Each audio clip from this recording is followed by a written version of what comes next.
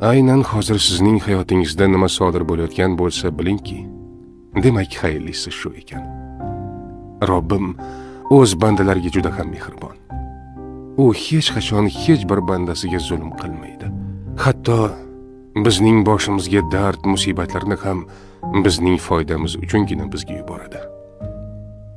Sog'liqni qadriga yetishimiz uchun bir muddat xastalikni, boylikni qadriga yetishimiz uchun faqirlikni, sevganlarimizni qadriga yetishimiz uchun esa biroz yolg'izlikni ta'mini totib ko'rishga to'g'ri keladi.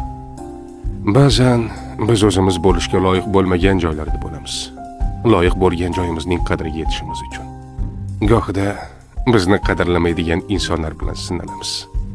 Toki bizni qadrlaydiganlarni ajratib olib, ularni qadriga yetishimiz uchun.